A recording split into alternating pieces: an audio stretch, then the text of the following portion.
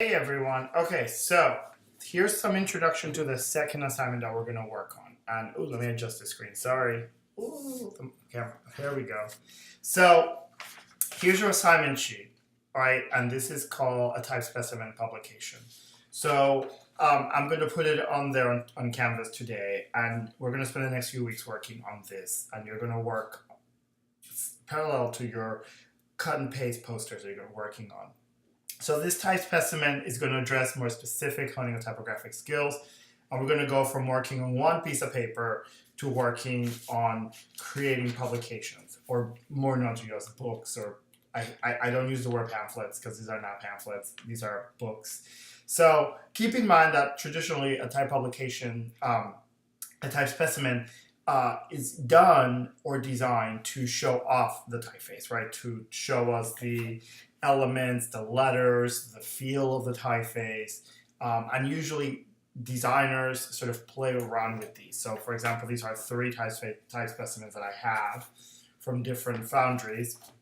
This is a new typeface, GT America by Grilly Type, where they went ahead and they sort of appropriated the language, sort of the American supermarket language, and created this sans serif typeface. Is all red, white, and blue because it's called America, etc. This is a type specimen created by Colophon Foundry in the UK for this typeface Castledown for an elementary school that they designed. And I'm having issues with the camera today because obviously, right? So the whole idea was for a school, so they show you the idea of a typeface that functions for an elementary school, right? And therefore, it starts to look like the language of an elementary school, learning how to write, strokes, all of that. This is a type specimen from Lux Typo in LA, and it's used. They show off many other typefaces that they have, different color paper. But for example, they do these spreads where they show you what the typeface will look like at different weights, with different notes, footnotes indicated throughout to tell you all the different weights of the typeface.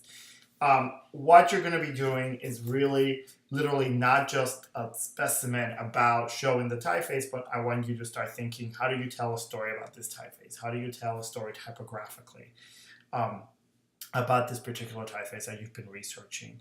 So some of your research, which you've posted on Tumblr, is going to become the content for this specimen. The sheets that I'm putting the assignment on is very specific. There's very specific limitations that I'm giving you. For example, there's specific type sizes that you can use.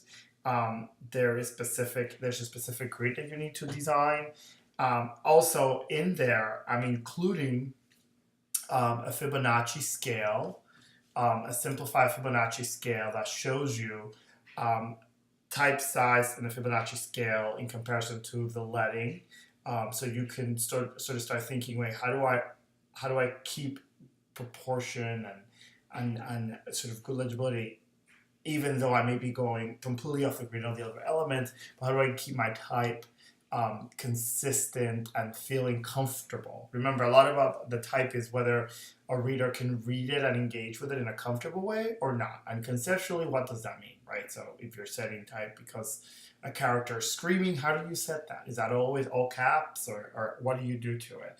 I'm also in the sheet for the assignment, and I'm looking at it on screen here, but you'll have it there in front of you. The page 2 shows you creating a 12-column grid in InDesign, because I'm going to require you to create a grid.